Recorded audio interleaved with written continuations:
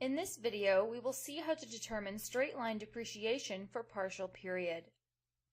Three methods generally used to compute depreciation are straight-line method, declining balance method, and units of activity method. Here we will focus on the straight-line method. Under the straight-line method, an equal amount of depreciation is expensed each year of the asset's useful life.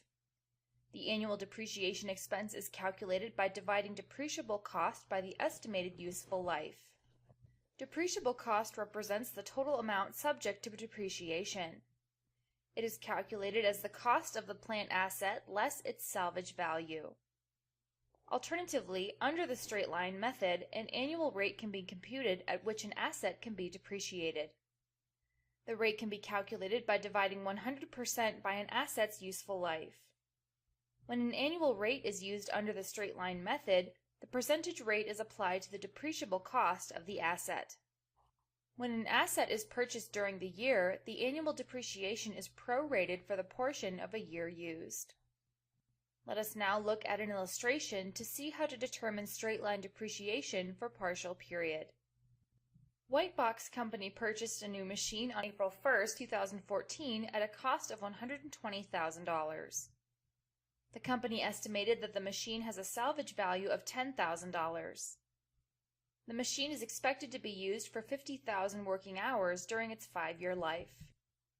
We are required to compute the depreciation expense under the straight-line method for 2014 and 2015, assuming a December 31 year-end. Let us first calculate the depreciation expense for one full year.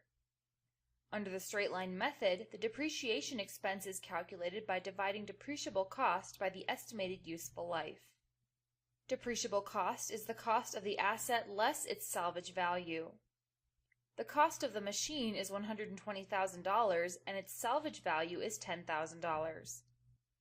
Thus, by deducting $10,000 from $120,000, the depreciable cost is $110,000.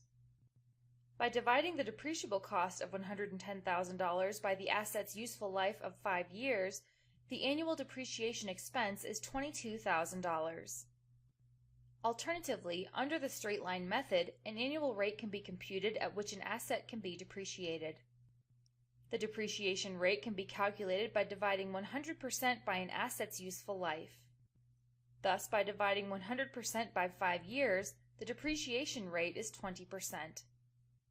When an annual rate is used under the straight-line method, the percentage rate is applied to the depreciable cost of the asset. Thus, by multiplying the depreciable cost of $110,000 by 20%, the annual depreciation is $22,000.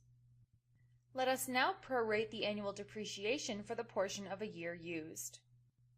The company purchased the machine on April 1, 2014, and the company's fiscal year ends on December 31st. Therefore, the company would use the truck for 9 months in 2014, April to December. By multiplying $22,000 by whole of 9 by 12, the depreciation for 2014 is $16,500.